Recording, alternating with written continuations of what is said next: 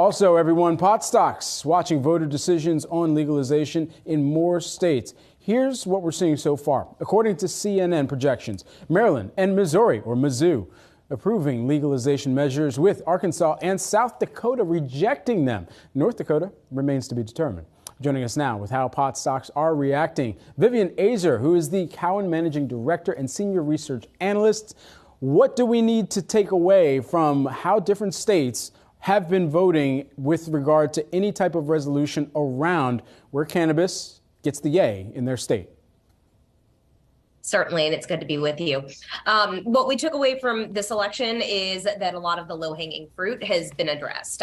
We were walking into the 2022 midterms with 19 states plus Washington, D.C., having already passed legalization measures, not all of them commercially available yet, New York and Virginia being two really good examples of that.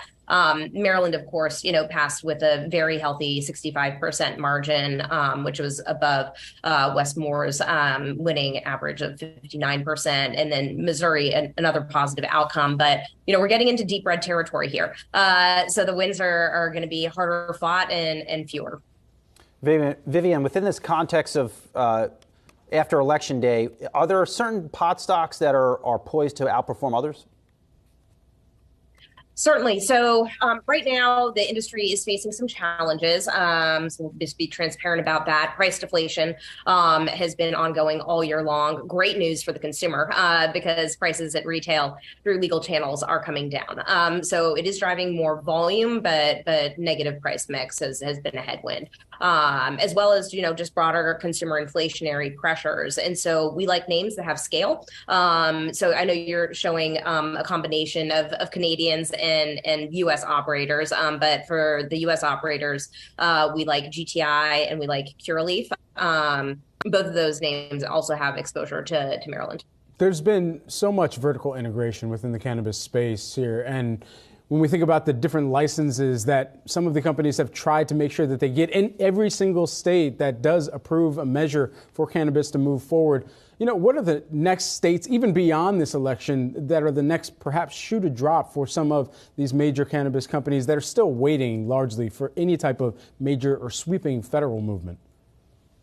Yeah, three big ones that are top of mind for the large operators would be Ohio, Pennsylvania, and Florida. Big opportunities to convert from medical to adult use. Vivien, Canopy recently caught a lot of attention in the industry for a transaction it made. What do you make of that, and is that now a good stock to own?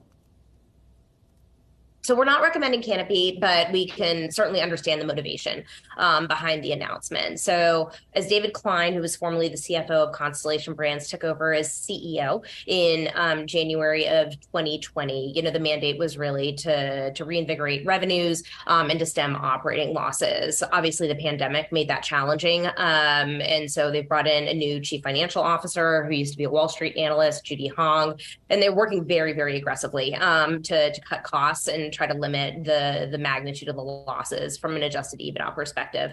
But in turn, David also went out and started collecting a portfolio of assets in the United States, all of which are profitable. So, the acreage obligation, as well as privately held Jetties and the Wana brand. All those brands are making money. So the strategic rationale behind establishing a U.S. holdco is to actually show profitability in those businesses and have that show up on Canopy's P&L.